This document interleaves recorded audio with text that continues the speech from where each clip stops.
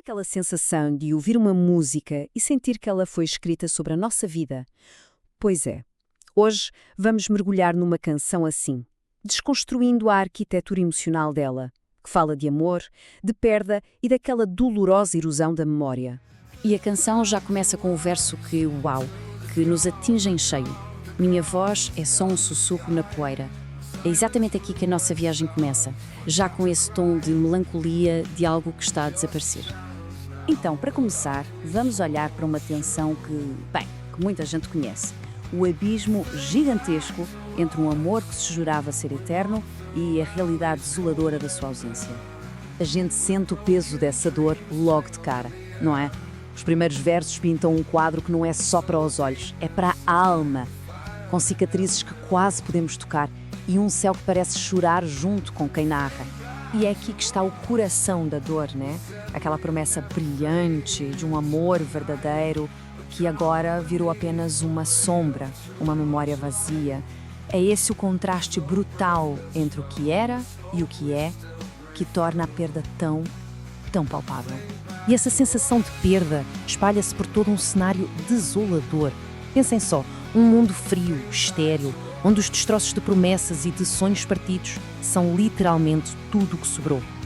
Até agora, a dor era um eco constante, mas aqui ela explode, atinge um ponto de ruptura.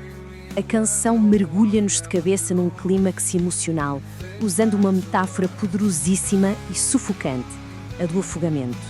E tudo começa com a lembrança de um voto. Dissemos que nunca nos desvaneceríamos na noite. Essa promessa de resistência, que agora está quebrada, torna a queda que vem a seguir ainda mais devastadora. E aqui a letra dá-nos uma rasteira, uma ironia muito cruel. A dor não vem do escuro, como seria de esperar, ela vem do excesso.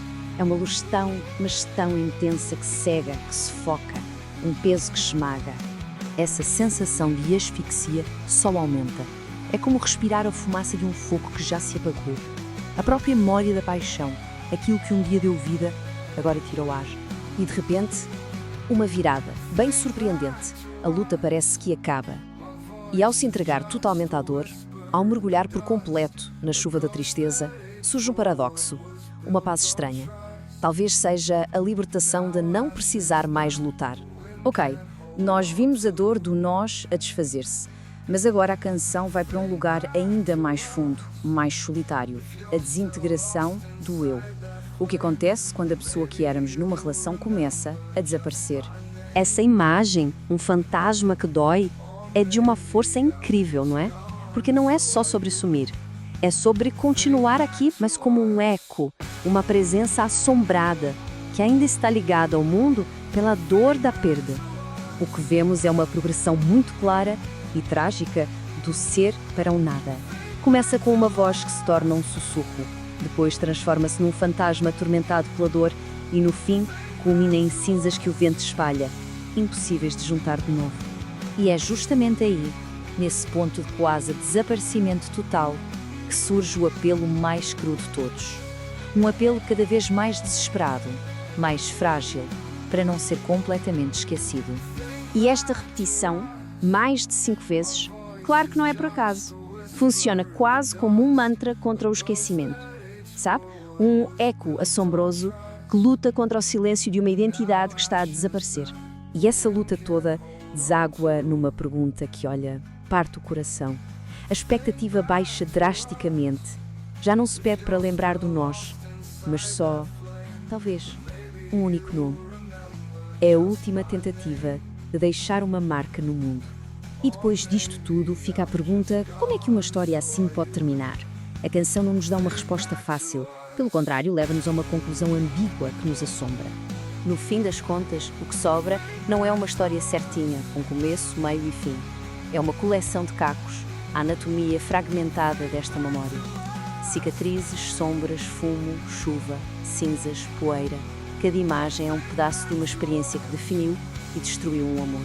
E para fechar, a letra joga na mesa uma última possibilidade, que é de arrepiar.